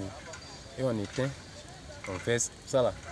Une fois tu arroses un feu là, la fumée ne va pas ailleurs. Ça reste que dans le fou. Tu descends le soir. Tu peux prendre au moins 2 bonnets rouges, mais 3, et puis ça passe. Toi-même, tu cherches ta santé d'abord. Pour les responsables de la santé à San Pedro, tous ceux qui sont en contact permanent avec la fumée sont exposés aux maladies respiratoires. La fumée a un effet néfaste sur les voies aériennes et respiratoires. Ces infections peuvent aller jusqu'à des effets définitifs. Il peut y avoir des infections comme les emphysèmes pulmonaires, des bronchites chroniques. Et ces patients-là peuvent être exposés à certaines infections telles que la tuberculose. Un véritable défi que la ville balnéaire doit relever, celui de l'assainissement de ces espaces de pollution, chose qui contribuerait à l'essor économique et touristique de la ville de San Pedro. Venons-en présent à ces nouveaux réceptifs hôteliers qui ont vu le jour ces dernières années ici à Abidjan, des établissements de haut standing qui ont donné un autre visage au paysage touristique en Côte d'Ivoire. On en parle avec Patricia Omouetia. En Côte d'Ivoire, l'hôtellerie a toujours représenté un fort potentiel pour l'économie. Depuis la construction après les indépendances de l'Hôtel Ivoire, édifice hôtelier qui fut considéré à l'époque comme le plus prestigieux, le plus moderne du continent africain, les complexes hôteliers de luxe se sont de plus en plus multipliés. Avec la sortie de crise et le redécollage de l'économie, les hôtels de luxe connaissent un essor fulgurant. Les établissements hôteliers haut de gamme en Côte d'Ivoire accueillent une clientèle diversifiée. Cette clientèle est d'abord constituée de touristes venus des 4 coins du monde à la découverte de la Côte d'Ivoire. Selon les chiffres de Côte d'Ivoire Tourisme, 47 869 touristes ont été recensés en 2014. Cette augmentation du nombre de touristes est le résultat des actions conjuguées de l'État ivoirien et de ses partenaires financiers qui ne ménagent aucun effort pour impulser une nouvelle dynamique au secteur du tourisme. Parmi les différentes mesures pour booster le secteur, l'État a opté pour un investissement massif caractérisé par la construction et la modernisation des hôtels de luxe. À côté de la clientèle constituée de touristes, les hommes d'affaires représentent également une autre catégorie de clients. La relance économique que connaît la Côte d'Ivoire depuis sa sortie de crise attire de nombreux investisseurs. Depuis ces 4 dernières années, la Côte d'Ivoire abrite plusieurs séminaires, colloques, conférences internationaux. Les hôtels de luxe constituent des cadres adéquats pouvant abriter ces genres d'événements. La Côte d'Ivoire dispose de réceptifs hôteliers classés et non classés, allant des plus luxueux aux plus modestes, qui offrent des choix variés pour tout type de tourisme. Depuis 2011, les capacités hôtelières ne cessent de croître avec les projets de construction d'hôtels de haut standing. Outre les hôtels, des résidences hôtelières ainsi que des établissements de l'hôtellerie intermédiaire sont disséminés dans tout le pays. L'actualité internationale, en bref, après l'attaque qui a fait 13 morts en Casamance samedi 6 janvier, beaucoup de zones d'ombre perdurent. On ne sait pas pour l'heure qui sont les auteurs de ce crime. Une chose est sûre, les tensions sont fortes autour des forêts de Casamance. Le ministre sénégalais de l'Intérieur promet en tout cas de mener une traque rude et sans répit pour retrouver les auteurs de la tuerie de samedi. Ali Ngoï-Ndiaye a tenu à assurer que cet événement ne remet pas en cause le processus de paix engagé dans la région. Et puis pour terminer, l'armée syrienne et ses alliés ont progressé ce dimanche 7 janvier en direction d'un aéroport militaire d'Idlib, une province du nord-ouest de la Syrie essentiellement contrôlée par une coalition djihadiste menée par l'ancienne branche d'Al-Qaïda. Les troupes gouvernementales ont repris le contrôle de dizaines de localités selon des sources du régime de l'Observatoire syrien des droits de l'homme, l'OSDH. Fin de ce journal. Bonne journée sur RTI. Merci Hamza Diaby, Hamza qui a bénéficié d'un repos doux, la verve et vraiment le punch de ce matin. Ouais. Allez, bonne semaine à vous. Bonne semaine, merci. Toujours en information sur RTI1, vous le retrouvez notamment à 13h pour l'information de la mi-journée sur notre chaîne. Merci d'être en notre compagnie, c'est Matin Bonheur, c'est le premier rendez-vous de la semaine. J'ai la grâce et le bonheur d'être accompagné par la ravissante Nessie Ondry avec son sourire. J'espère qu'Eva n'est pas jalouse, hein, d'où elle nous regarde. Eva, je suis fidèle à vous deux. Merci, merci d'être en notre compagnie. Allez, dans quelques instants seulement, on va poursuivre l'émission. Mais on n'a pas résisté, hein, Nessie, à un formidable reportage sur un vendeur de poissons fumés. C'est un homme, hein, c'est un homme. Généralement, ce sont des femmes, mais lui, c'est un homme. Il est ancien frigoriste, mais il a opéré un virage à 360 degrés. Il a laissé donc le côté glacial donc, de son métier de frigoriste. Et maintenant, il est dans la chaleur, mais aussi dans l'exaltation totalement opposé du poisson fumé. Et on l'a rencontré dans un des marchés à Djamé. Impressionnant. Chaque jour dans ce marché bruyant d'Adjamé, Michel tente aussi de faire entendre sa voix. Il faut choisir. C'est à toi de choisir. Deux tas là, c'est 4 000. Il n'y a pas de problème. Le commerce de cet homme, la cinquantaine révolue, le voici. Du poisson fumé. Un commerce a priori réservé aux femmes, dans lequel il s'est lancé, sans complexe. Moi, j'étais un frigoriste. Après un moment, bon, il y a eu un moment, ça ne marche plus. Ma femme, elle souffre. Elle fait du poisson, elle paye maison, elle paye l'eau, elle paye loyer, tout et tout. Et puis je suis couché, je fais comme si rien ne se passait. Moi, j'ai vu que ce qu'elle fait là, c'est du bon métier. Un jour, je me suis levé, je dis ma femme, je vais m'engager dans ton travail. Son métier de frigoriste abandonné au profit des mâchoires enfumées, Michel ne le regrette pas. Si je paye 40 000 francs poisson, je peux avoir 20 000. Je vois que c'est un peu bon. De quoi subvenir aux besoins de sa famille. Mais au quotidien, l'homme est bien souvent confronté aux railleries, aux moqueries des passants et de son entourage. Mais fort heureusement, il existe aussi des gens pour l'encourager. De nos jours, aujourd'hui, là, tu vas payer maison, payer de l'eau, payer courant, toi, femme. Surtout moi-même, là, je paye de l'eau, je paye courant, je paye tout. Je m'occupe de 3 ans, il ne fait rien, c'est moi-même qui m'occupe de mes enfants. Franchement dit.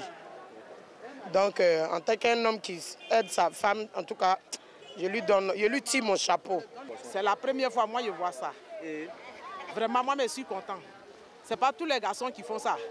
C'est nous, les femmes, qui se tuent pour faire ça, pour trouver les garçons à la maison.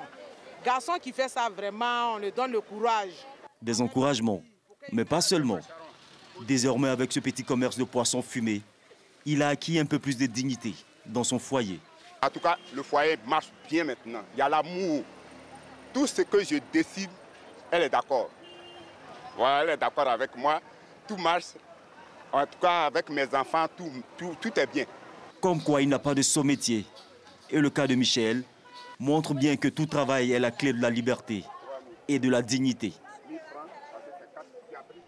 Voilà, petite explication, hein, mesdames et messieurs. Dans quelques instants, nous allons commencer la thématique du jour, exceptionnellement parce que voilà, nous tenons à tenir nos promesses. On a dit qu'on allait recevoir M. Parfait Gourou dans la rubrique Instant Vérité et nous allons essayer de réaliser cela. Nous allons commencer la thématique un peu plus tôt et en fin d'émission, exceptionnellement pour aujourd'hui, on aura Instant Vérité avec Gabriel Zani. Je rappelle qu'aujourd'hui, la thématique va parler un peu du modèle des Dioula. Les Dioula, c'est ce qu'on appelle communément les commerçants. Modèle de richesse Dioula, quel enseignement, qu'est-ce que ça peut apporter à l'évolution de la société? Ce sera avec M. Maurice Koué, expert en promotion du secteur privé, Nessie. Et en attendant, nous allons aller sur la route, faire le point avec, sur nos 4 grands artères. Voilà, le premier, c'est celui des 2 plateaux, hein, sur le boulevard Latry. Voilà, ça circule. Ça circule, on se rend compte qu'ils sont sortis un peu plus nombreux que tout à l'heure. Voilà, on va poursuivre avec le boulevard Lagunaire. Oui. C'est du côté du plateau. Voilà. J'ai dit Parfait Gourou tout à l'heure, c'est Armand Gourou. Hein. Armand Gourou. Armand Gourou. Oui, tellement... Oui, là, ça va au niveau de Lagunaire, ça va. Est-ce qu'on a Trècheville maintenant? On a Trècheville. Seront félicités. Allez, donnez-nous Trècheville sur notre Trècheville. Merci. Bah, on a Trècheville. Et les Trèchevillois sont dehors, tout doucement, hein, calmement, mais sûrement. Ils sortent de chez eux. On part juste à côté de Trècheville, sur l'échangeur. Et là, également, tout doucement. Mais voilà, pour tous ceux qui ont des courses à faire, qui doivent aller au travail, ils ont plus ou moins une idée de la circulation sur ces 4 points qu'on vient de visiter. On poursuit avec Marco, vous l'avez dit, hein, on va aborder la thématique avec notre expert du jour. Donc, il est expert en promotion du secteur privé. Il s'appelle Maurice Koué. Avec lui, on verra les modèles de richesse Dioula. Quel enseignement peut-on tirer de ces modèles de richesse-là? Pour ceux qui viennent de nous prendre en cours, en marche, vous êtes bien dans la matinale Matin Bonheur. Je suis Nessie Ndri et Marcelin Govoy est avec moi. Vous êtes avec nous depuis 5h55 minutes. Et effectivement, nous allons aller maintenant avec la thématique. Nous vous proposons le jingle et puis l'élément donc explicatif. Et nous allons discuter avec un invité vraiment très au fait de tout ce qui est promotion du secteur privé, M. Maurice Koué. Vous avez certainement souvenance de son passage ici il y a quelque temps déjà sur Matin Bonheur. Avec lui, on discutera du thème suivant, modèle de richesse Dioula. Quel enseignement? On y va.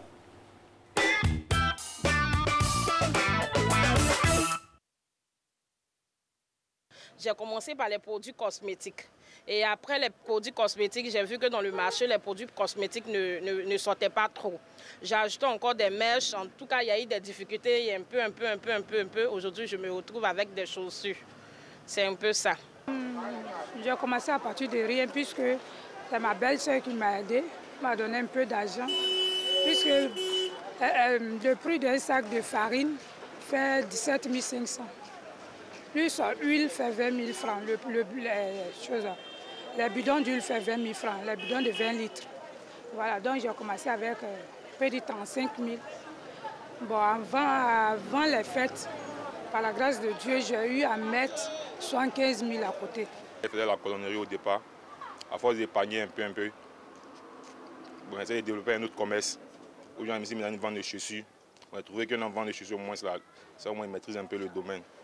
Donc, je me suis engagé dans la vente de chaussures, laissé la colonie, je me suis engagé dans la vente de chaussures. Mais au fur et à mesure que j'épargne, j'essaie de renforcer un peu le commerce un peu.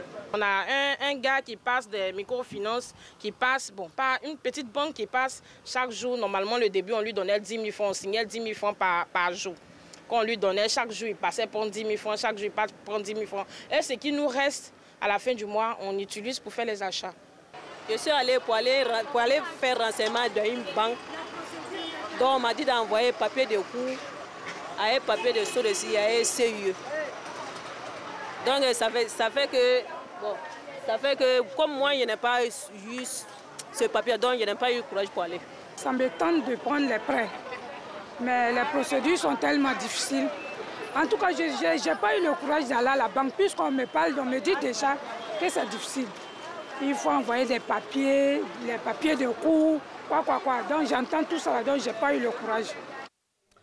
Ben voilà, vous êtes de retour dans votre matinale et Maurice Koué, expert en promotion du secteur privé, est avec nous pour parler du modèle de richesse Dioula. Quel enseignement. Bonjour, monsieur. Bonjour, bonjour. Bonne année. Merci, à vous aussi.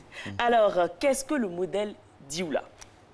Merci. Le modèle Dioula, c'est un concept, c'est un esprit, un comportement. Ce n'est pas le malinqué, l'ethnie malinqué. Dans tous les cas, le modèle Dioula, c'est transethnique. Ce qu'il faut retenir, c'est que dans le modèle Dioula, on vise d'abord le commerce. Il y a l'esprit d'entreprise, l'esprit, le goût du risque. Et la plupart des adeptes de ce modèle-là sont souvent ceux-là même qui initient, qui font du commerce et qui prennent des risques, essentiellement. Donc c'est un concept, c'est un comportement, c'est un esprit commercial, si vous voulez, qui est derrière.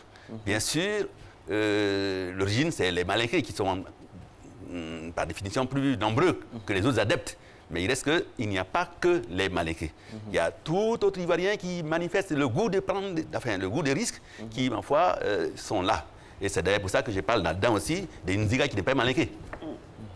Alors, qu'est-ce qui fait la particularité de ce modèle? On va entrer encore un peu plus en profondeur. Qu'est-ce qui fait sa particularité et en quoi ce modèle-là peut tirer donc, notre économie vers le haut? Oui, d'abord, il faut connaître d'abord les principes. Les adeptes du modèle Dioula ne cherchent pas un emploi, ils créent leur emploi. Super. Ça, c'est important. Ça, c'est très important. Et au moment où nous assistons à un taux de chômage très, très élevé, à un taux de pauvreté, retenez qu'il y a au moins un Ivoirien sur deux qui est pauvre. Et la pauvreté, ce n'est que la résultante un peu du fait qu'on est trop longtemps resté chômeur. Alors, évidemment, quand on a ce genre de situation, il faut que tout le monde s'imprègne, il faut que tout le monde s'implique dans la création des richesses. D'accord. Et ce n'est pas seulement dans le salariat, non. Il faut que chacun prenne le risque de créer son entreprise, quel que soit le niveau et la taille. Alors, on se rend compte que ceux qui évoluent, selon le modèle Dioula, évoluent très souvent dans l'informel. Est-ce que cela ne nuit pas à l'économie d'une nation? Pas du tout. D'abord, c'est le point de départ, c'est une pépinière. La plupart des grands millionnaires de Côte d'Ivoire, les vrais, j'entends, sont partis du secteur informel et ils ont évolué graduellement vers... Quand vous dites les vrais? Oui, parce que ceux-là, ils sont partis de rien. Est-ce que ça dit qu'il y a des faux milliardaires en Côte d'Ivoire? Non, pas forcément, mais je veux dire que les vrais millionnaires, nous, dans notre langage, c'est des gens qui ont commencé par initier des petites activités, qui sont partis de rien et qui ont évolué graduellement. Ils ont respecté les principes de création. La provenance réelle de la richesse. Voilà, je ne veux pas aller trop dans ce genre de considérations. Oui, mais ça ne me dérange pas. Je peux tout développer. Mais ce qui est certain, c'est que ce que nous appelons, nous, les vrais millionnaires, c'est ceux-là qui sont partis de rien à partir des principes de base et qui ont évolué et qui ont réussi à maîtriser ce processus-là qui est très long et qui est très, très difficile. Ils sont passés par les paradis fiscaux. OK, donc ouais, c'est très important. Donc c'est très important. Donc, quand vous parlez du côté informel qui constitue une pépinière, donc vous cautionnez l'informel? D'abord, de quel droit devons-nous considérer que c'est une activité est informelle? Non, d'abord, c'est une façon de penser qui n'est pas qui est même péjorative. Parce que le secteur informel nourrit au moins plus d'1 million d'individus tous les jours. Oui, mais il n'y a pas de traçabilité. Parfois, généralement, moi je suis d'accord avec le fait que c'est des personnes qui créent de l'emploi, la richesse, mais des fois, il n'y a pas de traçabilité, il n'y a pas d'organisation, il n'y a pas de lisibilité. Donc c'est logique pour une nation, un pays qui veut se développer, d'avoir vraiment des indices clairs, fiables. Donc vous êtes du corps, vous savez que c'est très important. L'informel, il faut que ce soit organisé quand même. Oui, mais il n'appartient pas. Eux, ils sont organisés en tant qu'entrepreneurs. Dans leur désordre? Oui, bien sûr, parce qu'en fait, leur but, c'est de pouvoir exploiter bien, créer des richesses. Mais il appartient à l'État de l'organiser comme il faut. Non, là-dessus, il n'y a pas de problème. Eux, dans leur activité, ils sont bien organisés. Maintenant, si l'État les laisse dans leur état, c'est difficile. Mais en réalité, on peut créer des incubateurs, des pépinières, des villages où on peut les regrouper pour essayer de les retracer, pour qu'on les aide à s'organiser et ensuite maintenant essayer d'en tirer le maximum de profits fiscaux. Et justement, vous avez parlé d'organisation interne. Il y a également la solidarité. On constate que ce sont des personnes qui sont très solidaires entre elles. La solidarité est une des cultures de base que les gens exploitent. D'ailleurs, quand il dit modèle Dioula, vous aurez seulement l'occasion de le dire, mais le modèle Dioula est parti d'une observation. Parce que la Côte d'Ivoire, comme beaucoup de pays africains colonisés, on a connu une double colonisation. La première, elle était politique, ça, nous avons réussi à s'en sortir. Mais la deuxième, qui a commencé en 1960, très souvent a été le fruit de plusieurs personnes qui venaient d'ailleurs et qui sont venues développer des filières entières, des secteurs entiers. Et c'est le modèle Gula, où les adeptes ont réussi à observer patiemment pourquoi ces gens-là, qui sont venus d'ailleurs, qui n'ont pas plus de diplôme que nous, ont réussi à maîtriser des filières entières. Vous allez seulement voir, par exemple, les Nigériens, les Haoussa, tout ce monde-là, ils ont réussi à maîtriser des filières. J'entends par là les tôles, le domaine des tôles, des bois et autres que tout le monde connaît, la Kéké. Les Mauritaniens avec leurs boutiques. Les Libanais, les Syriens à l'époque. Oui, mais les Libanais, c'est même la communauté la plus organisée, la plus importante, qui détient presque près de 50% de l'économie ivoirienne. Mais il faut que les Ivoiriens, et c'est le message que je veux faire passer surtout, il faut que les Ivoiriens profitent de leur expérience, de leur savoir-faire, pour essayer de faire comme eux. Pas pour les chasser, mais c'est vrai, ils sont très puissants, ils sont organisés, ils sont soutenus par des mannes financières, d'accord. Mais nous pouvons les observer, regarder comment ils s'arrangent pour réussir, de quoi dépend leur réussite. Malheureusement, ils ont des chambres de commerce auxquelles les Ivoiriens n'ont pas toujours accès. C'est ça qui est dommage. Mais en fait, le livre, je l'ai écrit pour que... Soit dit en passant. Oui, soit dit en passant. Mais j'avoue, je le dis quelque part, hein, je dis quand les Ivoiriens espèrent, les Français désespèrent et les Chinois et les Libanais prospèrent. Mais alors, quel est leur secret? Il faut que les Ivoiriens, diplômés ou pas, s'inspirent de leur connaissance, de leur savoir-faire. Justement, on va essayer de raisonner par l'absurde, hein, vite fait. Alors, vous êtes ministre de l'économie. Comment vous intégrez... Oui, pour moins 2 heures de temps. Comment vous intégrez ce modèle-là de richesse du lac? Comment vous faites en sorte qu'ils puissent profiter de ce modèle-là à l'économie et aux Ivoiriens tout court? Bon, c'est une question de programme politique. Hein. Il y a un fait qui est là, c'est que les adeptes du modèle Gula réussissent. Et ils ont quand même réussi à dominer en observant les autres, en copiant quelque peu sur eux. Ils ont quand même réussi à créer leurs filières qui sont devenues des remparts. Ils sont solidaires. Ils ont le goût de risque, ils ont le goût de l'épargne, le goût du travail, la persévérance et le sens de la solidarité familiale et même coopérative. Ce qui n'est pas le cas des autres. Justement. Et également, on se rend compte que ceux qui prospèrent dans les activités calquées sur le modèle d'Ivola, notamment Nzikan, dans le transport, les femmes, gourous, les différents marchés gourous, on se rend compte que ces personnes-là ne sont pas allées loin dans les études. Merci. Est-ce à dire que les diplômes sont inutiles? Parce qu'on se rend compte que plus on est diplômé, on n'a pas les mêmes accès que ceux qui sont moins diplômés. Merci pour la question, parce que c'est l'un des messages forts que je vais faire passer à travers le livre. Le diplôme, c'est un atout, mais ça ne nourrit pas son homme. Bon, donc, il faut... Ça donne des chances d'aller plus loin, d'être critique, mais ce n'est pas de ça qu'on vit. Il y a des gens qui sont docteurs, qui ont des diplômes post-doctoraux, et qui, ma foi, sont aussi pauvres comme vous et moi. Le problème, c'est que ça ne donne pas son pain, et comme ça ne donne pas le pain, si tu ne bouges pas, tu n'as rien.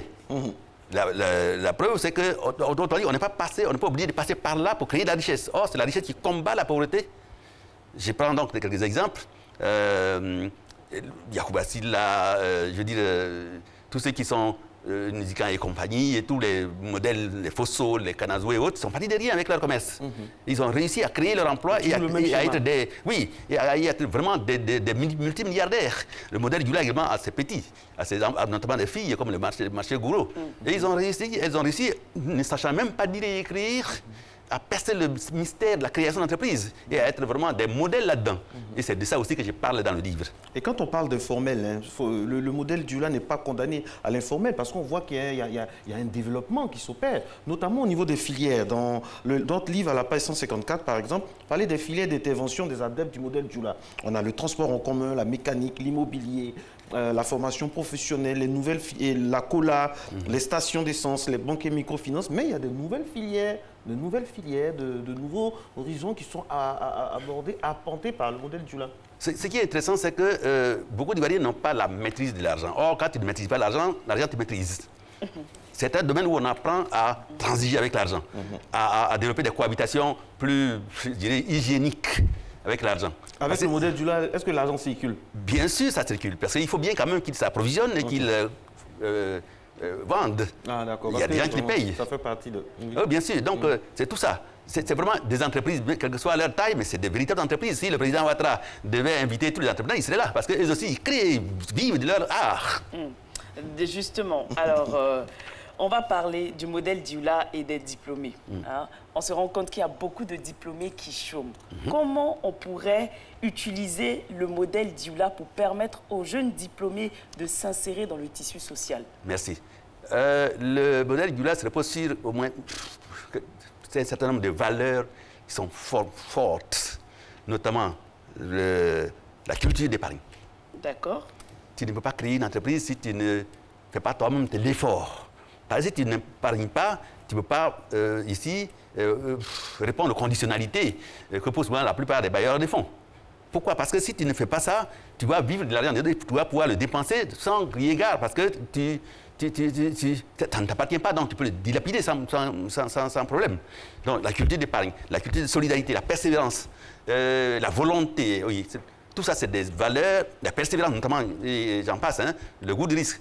Si les jeunes gens devaient avoir à bénéficier de ces principes de base, de ces valeurs de base, alors c'est ceux-là qui pourraient être des gens qui pourraient continuer facilement cette œuvre que les adeptes du modèle Dioula, qui sont la plupart du temps analphabètes, c'est ceux-là qui pourraient donc continuer à perpétuer un peu cette culture-là, à mon avis, qui est l'unique, qui est le modèle le plus vendable en Côte d'Ivoire, et qui est pratiquement au même titre que les Babilikés et autres. Chaque pays a son modèle. Hein. Absolument. Nous, on a le nôtre. Alors, il faut pouvoir le promouvoir, il faut essayer de le développer. Monsieur Koué, il a beau être un modèle que vous appréciez, qui est très actif, mais il a, comme tout modèle, hein, ses insuffisances. Ah, bien sûr. Quelles sont les insuffisances du modèle Dioula? Heureusement, ça nous permet d'avancer, de perfectionner la chose. Les insuffisances, c'est que c'est devenu très clanique. Voilà. C'est encore localisé dans des endroits, mais enfin, il faut avoir un certain esprit de dépassement. C'est un peu en vase clos? C'est un vase clos, ça se repose sur le côté familial. Et donc, il faut retenir l'esprit, mais il ne faut pas... il faut peut-être évacuer quelque peu aller au-delà des différences. Voilà. Je m'excuse si c'est le bon, mais je ne veux pas trop aller dans les détails. Mais vous allez seulement trouver ça dans le livre. Mais il faut, à mon avis, retenir les valeurs les plus prometteuses qui nous permettent vraiment d'évoluer et sur lesquelles l'État peut se reposer pour essayer de développer et de former les autres qui ont un minimum de profil. La plupart des diplômés dont vous parlez, ceux-là, ils ont déjà le diplôme. Donc, c'était un tout, comme je le disais tout à l'heure. Mais il faut maintenant leur donner ce qui leur manque, qui a fait que le modèle Dioula est devenu un repère assez important. Donc, il faut donc, encore une fois, j'insiste, la culture, l'esprit d'entreprise, l'organisation, la persévérance. Et tout ça, ça s'apprend. Et à mon avis, bon, nous, on a un cabinet où on fait tout ça. Parce que développer un esprit d'entreprise, c'est important. Et beaucoup de pays où, en tout cas, j'ai vécu notamment au Québec, au Canada, ils sont passés par là. Au début, leur économie était dominée par les autres, par les anglo-saxons. Aujourd'hui, ils ont réussi à maîtriser les rouages de leur économie. Ils ont réussi à insérer la plupart des nationaux, sans problème. Donc, en fait, je pense que c'est important que l'État prenne ça en charge pour essayer de faire avancer ce modèle-là en essayant d'utiliser les valeurs les plus intrinsèques. D'accord. En attendant que l'État prenne ça en charge, quel conseil pourriez-vous donner à ceux qui nous regardent là, afin qu'ils puissent avoir le goût du risque? Parce que ce n'est pas évident quand on fait des calculs, quand on voit tous les problèmes, la cherté de la vie et tout ça. Comment se donner les armes pour avoir le goût du risque? Oh, il y a un biaba. Hein. Il faut d'abord savoir ce qu'on veut. Si vous avez identifié votre idée à partir d'un besoin précis, vous pouvez vous organiser en faisant un planning. Et le premier point de planning, c'est d'abord d'arriver en attendant de réaliser votre projet, d'arriver à épargner. Donc, avoir une certaine discipline financière dans votre propre entreprise, dans la première entreprise, comme j'appelle souvent, la famille. Et quand vous avez réussi à épargner régulièrement un certain 10% de ce que vous gagnez, vous êtes en mesure de remplir votre grenier, duquel vous allez prélever l'apport sur lequel se baseront les bailleurs de fonds pour créer votre entreprise. On ne vous donne jamais l'argent si vous-même vous n'avez pas fait le premier effort. Donc, tout commence par là. Mais ne perdez pas de vue votre projet. Et ça se construit, les gens, je parle, c'est bourré d'embûches. Et si vous ne vous y impliquez pas suffisamment, évidemment, personne ne vous aidera. Et en même temps, il y a la formation, tout ça, en cours de route, bien entendu. Monsieur Koué, c'est un plaisir de vous avoir sur ce plateau. Alors, dites-nous, comment freiner la domination économique étrangère? Est-ce que le modèle Dula est la bouée de sauvetage de l'économie? Oui, j'ai parlé bien des remparts. Ce rempart-là vient du fait que si jamais, avant que le modèle Dula ne s'exprime de façon plus claire, notre économie était largement dominée, toutes les filières étaient dominées de haut en bas.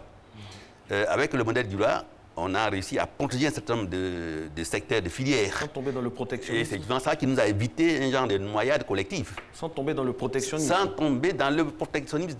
Mais il y a tellement de besoins, il y a tellement de places en Côte d'Ivoire qu'il faut inciter les jeunes gens à s'insérer en se basant sur les réussites ou bien les valeurs des gens qui viennent, de nos confrères qui viennent, des confrères qui viennent d'extérieur.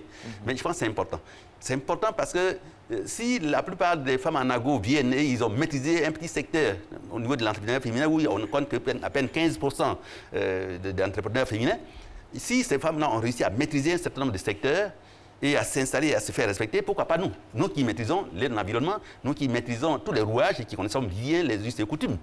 Je pense que c'est important que chacun de nous s'implique. Et donc, voilà un peu une façon de se protéger.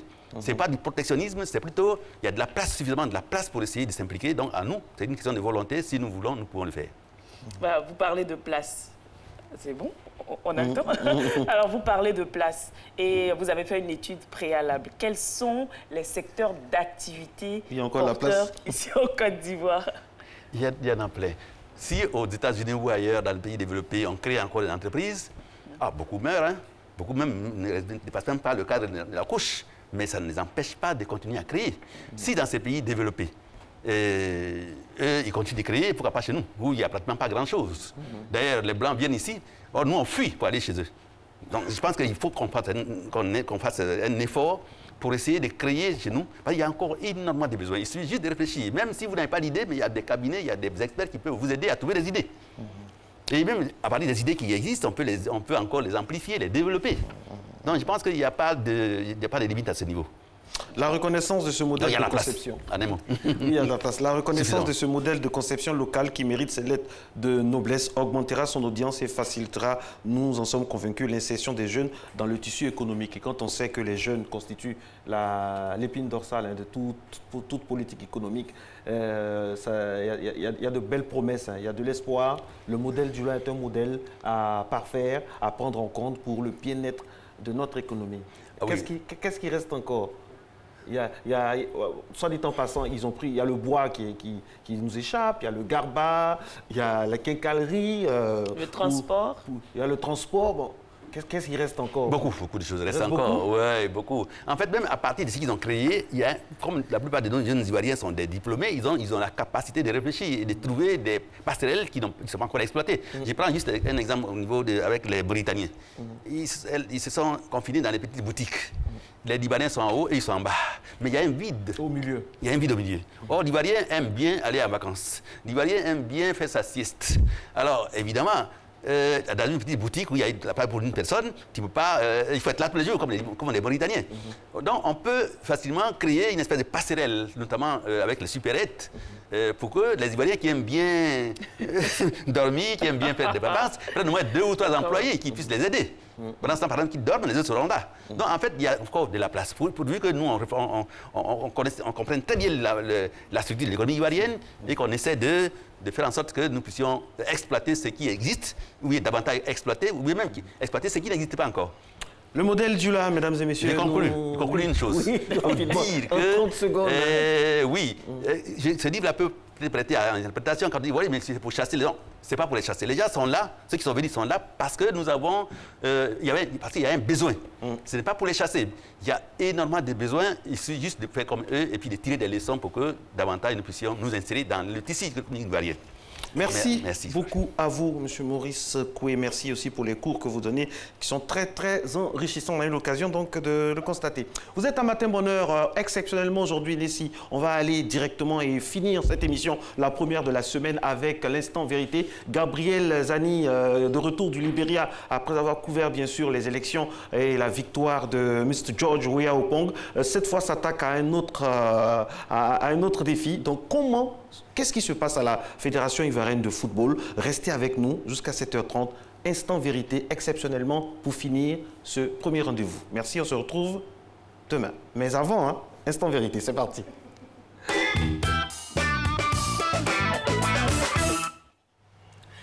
Bonjour à tous, mesdames et messieurs. Bonne année à vous. Alors, vous l'avez entendu, crise à la Fédération ivoirienne de football. Coïncidence ou pas, toujours est-il que tout a débuté, tout a commencé après la défaite des éléphants face au Maroc le samedi 11 novembre 2017.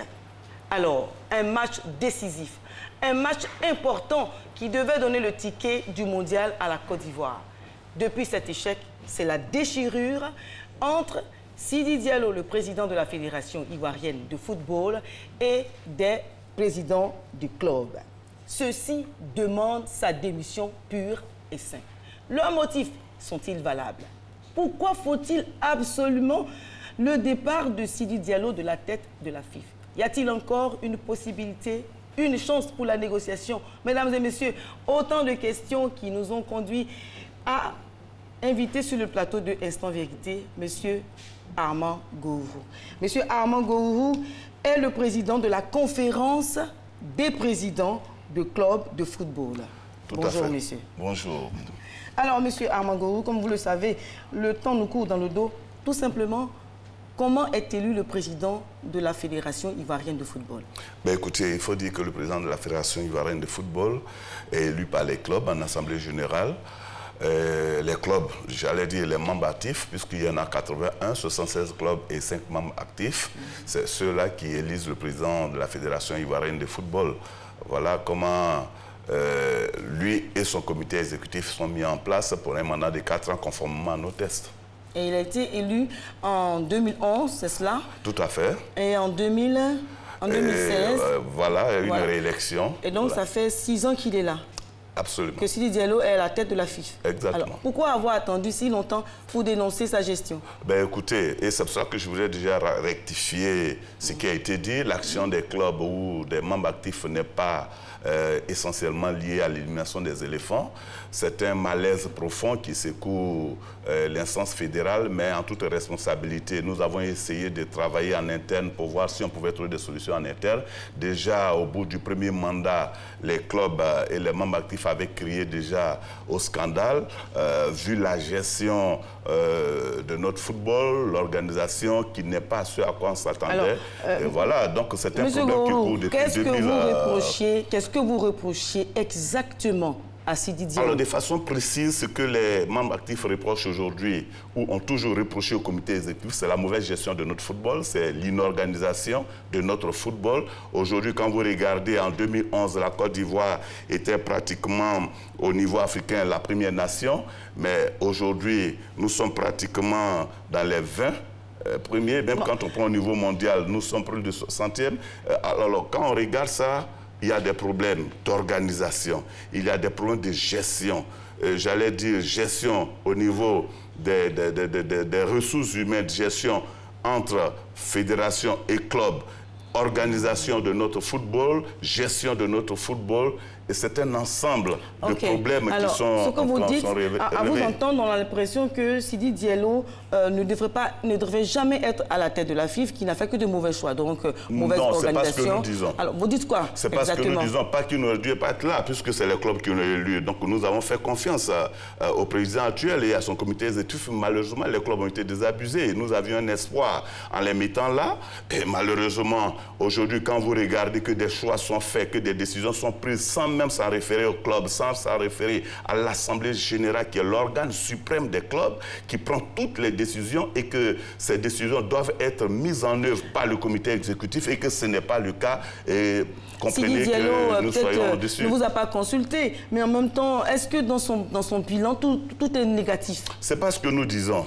Est-ce que tout est négatif? Ce n'est pas ce que nous disons. Vous dites quoi? Mais il y a plus de négatifs que de positifs. Alors, ah bon? Pourtant, comme vous le dites, il y a plus de négatifs que de positifs. Pourtant, il a à son actif la diffusion de la Ligue 1 sur les chaînes Canal+, et la RTI. Il y a la victoire des cadets au CHAN 2013, la victoire des éléphants à la CAN 2015, l'obtention de la médaille. Pour 42, 62 milliards. Non, attendez que je finisse. Ça, l'obtention de la médaille d'argent par les U23 au 8e jeu de la francophonie. Alors, monsieur, qu'est-ce que vous voulez exactement? Il a au moins des victoires. C'est le seul président qui a à son actif un bon palmarès. Je rectifie. Il n'est pas le seul président. Avant lui, nous avons eu la CAN 92. C'est pas juste. Nous avons la Ligue des champions. C'est pas ça. Ce que nous disons, lorsque on peut avoir des résultats, on peut être médiocre et avoir des résultats. Ça, c'est pas mauvais. Mais non. Ah oui. Si Diallo n'est pas médiocre, s'il vous plaît, ne rentrons pas dans des alors non, très je ne déplacés. parle pas de lui. C'est pas de lui que je dis. On peut être médiocre et avoir des résultats. Je ne dis pas qu'il est médiocre. C'est parce que je suis en train de dire. Je dis on peut être médiocre et avoir des résultats. Ce que nous disons, il y a certes eu la CAN qui a été remportée, mais la CAN vient cacher le malaise qu'il y a. C'est ça que nous disons. Quand nous disons, par exemple, qu'aujourd'hui, il n'y a pas de direction technique nationale, la direction technique nationale a été décapitée au profit d'un projet occulte qu'on appelle le projet Jean-Marc Guiraud. Mais les clubs ne sont pas associés, les clubs ne sont pas informés. C'est un projet occulte, le projet Jean-Marc Guiraud. Ah oui, mais parce que les clubs ne sont pas informés. Une telle décision aussi importante comme celle-là, ben écoutez, les clubs doivent être associés, les clubs doivent être consultés parce que nos tests le disent dans l'article 20 de nos tests à l'alinéa B. Il est dit que les clubs ont le droit d'être informés. Les clubs ne sont pas informés. Selon certains Ivoiriens, ils m'ont dit, madame, demandez à M. Armand Gourou, est-ce que c'est le partage du gâteau qui pose problème? Est-ce que vous lui avez je vais dire, assuré votre confiance en le réalisant pour un deuxième mandat de 4 ans? Alors peut-être qu'au premier mandat, il vous avait promis quelque chose et il ne l'a pas fait. Au deuxième mandat, il n'a pas fait. C'est ce que les Ivoiriens disent. Alors, dites-nous, devant les Ivoiriens, est-ce que c'est le partage du gâteau qui pose problème? Il n'y a pas de gâteau à partager. Nous décrions une mauvaise organisation, une mauvaise gestion. Je m'explique. Aujourd'hui, vous regardez notre football, il n'y a plus de compétition de jeunes. Aujourd'hui, les ressources financières de notre football. Quand, par exemple, on nous présente un bilan où le transport aérien des membres de la fédération fait plus de 4,5 milliards. Vous avez les preuves de ce que vous avancez? Ah ben oui, c'est en assemblée générale. Les bilans sont là. Ce n'est pas moi qui les ai écrits. C'est le bilan que le comité exécutif présente au club. À 4 ans, ou bien même, je prends en 2013, quand vous faites plus de 1,250 milliard de billets d'avion, et là, le président de la Ligue professionnelle intervient pour dire, lorsque le coordinateur des clubs intervient pour dire oui, cet argent effectivement a été dépensé, mais c'est l'équipe nationale. Nous inscrivons en faux parce que notre bilan présente bien le domaine de l'équipe nationale, c'est-à-dire que les charges de l'équipe nationale qui n'ont rien à voir avec le fonctionnement. On va vous poser la question autrement. Alors, vous saviez ces choses et vous l'avez réélu pour un deuxième mandat. Est-ce que vous n'êtes pas aussi comptable de cet échec que vous dénoncez aujourd'hui? Vous savez, une élection est la volonté d'une généralité. Il a été élu, selon nos informations, par les présidents des clubs de deuxième et de troisième division. Non, c'est-à-dire alors que vous êtes le président du club. Vous êtes le président du club. Il a été élu par l'ensemble des membres actifs. Vous l'avez élu. Ce que nous mettons en cause, ce n'est pas l'élection. Vous l'avez élu, oui ou non? Ce n'est pas l'élection qui est mise en cause. Je répondais à la question, est-ce que vous l'avez élu? Moi, personnellement? Oui. Ben non, moi, je n'ai pas voté. Je n'étais même pas à l'Assemblée générale. Parce que je contestais déjà cette élection qui ne respectait aucun critère de nos tests. Cette élection est venue carrément en dehors des prévisions de nos tests. Donc moi, j'avais déjà contesté ça, donc je n'étais même pas à l'âge, donc je ne suis pas comptable de cela. Mais ce que nous disons qui est important que les Ivoiriens doivent savoir, c'est que l'élimination des éléphants n'est pas le facteur principal de cette action. Vous l'avez déjà dit. Voilà. Et que ce que nous reprochons, c'est toute la mauvaise organisation qui est mise en place. Et c'est pour ça que je dis, aujourd'hui, vous regardez le football féminin, on ne joue que 3 matchs pour un championnat. Vous regardez le football qui n'existe plus. Ce que les Ivoiriens veulent comprendre, c'est que ils savaient qu'il y avait une mauvaise gestion depuis le début. Mais pourquoi attendre maintenant? Vous savez, il y a le CHAN Maroc 2018 qui commence en fin de semaine. Ah oui, mais non. Est-ce que c'est pas fait du mal au football? Vous savez, je vais vous faire une confidence. Oui. Vous savez, cette action, depuis fin novembre, on avait déjà interpellé le gouvernement à travers le ministre des Sports.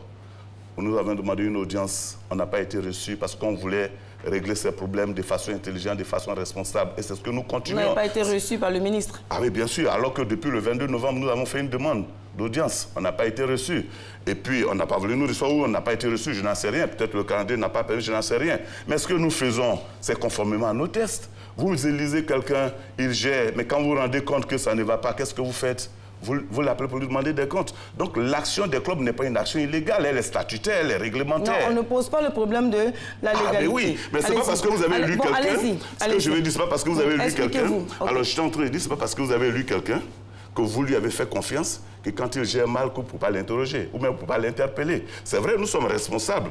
L'ensemble des clubs sont responsables, des membres sont responsables parce que c'est eux qui ont élu le président Sidi et son comité exécutif. Mais aujourd'hui, ces mêmes personnes, ces mêmes clubs, ces mêmes groupements derrière se rendent compte que Sidi gère mal, le comité exécutif gère mal, il y a des relations conflictuelles permanentes entre la fédération et les clubs, entre la fédération et l'ensemble des acteurs, entre la fédération et les partenaires et les sponsors. Les clubs ne sont pas... Vous me parlez du contrat Canal. Oui. Non, je vais en revenir. Vous me parlez du contrat Canal. Mais les clubs ne savent même pas quel est le contenu de ce contrat. On ne le sait pas. Ils n'ont pas été informés. Vous ne le savez pas? Ah, mais non. Alors que nos tests font obligation. Aujourd'hui, quand nous parlons de ce problème, on nous dit, ben, écoutez, voilà, Canal, on va retransférer les matchs de Ligue 2. Mais parce que la RT est venue, mais quel est le contenu de ce contrat? Les clubs n'en savent rien. Non, alors que nous sommes les faiseurs vous devez savoir le contenu de ce contrat. Oui, justement, on ne le sait pas. Un autre point pour avancer. Un autre point. Alors, la procédure que vous avez engagée le 29 décembre est une procédure qui est vraiment irréversible, n'est-ce pas? Selon vos tests. Absolument. Alors est-ce qu'il est vraiment opportun, actuellement, là, de faire partir Sidi Diallo de la tête? L'opportunité se définit par rapport à quoi? Votre opportunité dont vous parlez. Nous sommes dans une association qui a ses règles, qui a son mode de fonctionnement. Nous nous rendons compte que notre instance fédérale gère mal. Ben, écoutez, les clubs qui ont élu le comité, parce que n'oubliez pas, le comité de la fédération est l'émanation des clubs. Et ces mêmes tests qui donnent pouvoir au président de gérer pendant 4 ans, ces mêmes clubs, ces mêmes tests, j'allais dire, donnent pouvoir aux clubs à un moment donné d'interpeller le comité exécutif et de leur faire injonction pour pouvoir régler un certain nombre de problèmes. Et aujourd'hui, les clubs sont désabusés. Les clubs ne comprennent pas. Quand on prend le championnat de Ligue 1, Ligue 2, l'année dernière, sur 2 saisons, mais ces clubs terminent leur championnat sur les genoux parce que les subventions ne sont pas payées. La dernière subvention 2016-2017, elle est payée en décembre. Si la procédure est irréversible, qu'elle est lancée, alors qu'est-ce qui va venir irréversible par rapport à nos tests. Le 30 janvier, qu'est-ce qui va se passer? Ben, si écoutez, Sidi Diallo ne peut pas partir. Non, il ne peut pas dire qu'il ne peut pas partir. C'est pas ça. Nous ne sommes pas dans un pugilat. Nous sommes assez intelligents, assez responsables. S'il ne convoque pas l'Assemblée générale, mais s'il ne convoque pas, les clubs les convoquent. Mais c'est ce qu'ils disent nos tests à l'article 36. À l'article 36, il est dit... Qu'est-ce qu'il va advenir? Je vous le dis, l'article 36 de nos clubs disent que lorsque 50% des clubs font la demande au comité exécutif, le comité est tenu de convoquer l'Assemblée générale. Mais si tel n'est pas le cas, ceux qui ont fait la demande convoquent eux-mêmes l'Assemblée générale. En dernier recours, ils saisissent la FIFA. C'est ce qui est dit clairement. Donc, il y a un délai, le compte à rebours a commencé. Ils ont 30 jours pour convoquer l'Assemblée générale. S'ils ne le font pas, mais en toute responsabilité, les clubs convoqueront l'Assemblée générale conformément à nos tests. Alors, quel est le rôle de la FIFA ou de la CAF dans cette situation?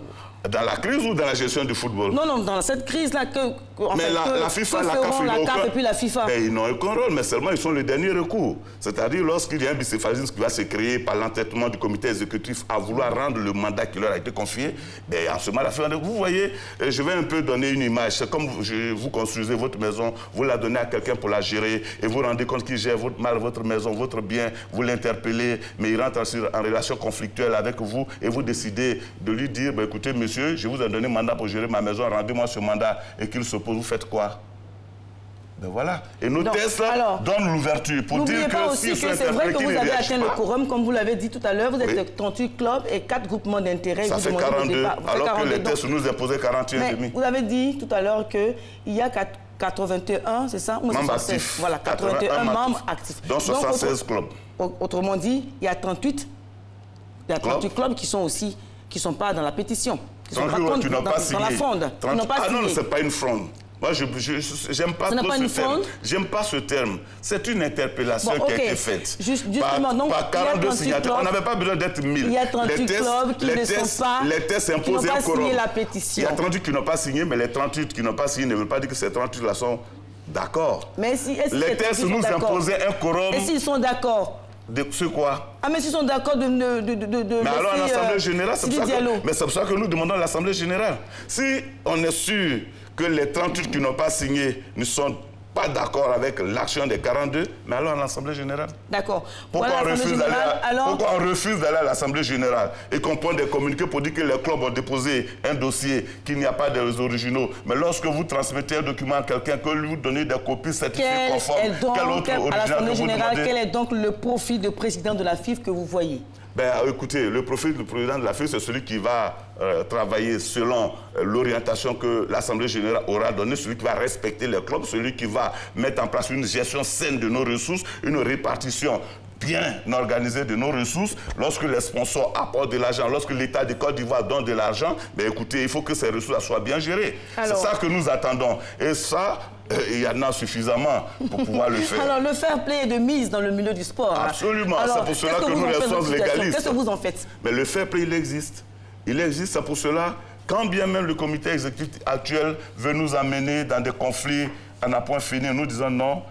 L'endroit et l'unique endroit pour nous, clubs, de nous exprimer, c'est l'Assemblée générale qui est l'organe suprême. Nous invitons nos mandats à venir, ceux que nous avons mandatés, à venir à cette Assemblée générale pour nous donner le mandat, pour nous remettre le mandat qu'on leur a confié, parce qu'ils ont montré leur capacité à gérer notre football. On verra bien si les choses se passeront ainsi. Alors, mesdames et messieurs, démarche légale, légitime ou coup de force, mesdames et messieurs. Non, il n'y a pas de coup de force. Il n'y a pas de coup de force rectifié, il n'y a pas de coup de force. C'est réglementaire, c'est statutaire, et ça, nous sommes dans la légalité à ce niveau, donc il n'y a pas de coup de force. On ne sait pas. Ah non, mais je vous le dis, puisque nos statuts, les statuts qui ont été harmonisés par le va prévaloir. Oui, bien sûr. Et que tous les acteurs du sport trouveront une solution à cette situation. Mesdames et messieurs, c'est donc la fin de Instant Vérité, un Instant Vérité très choc aujourd'hui.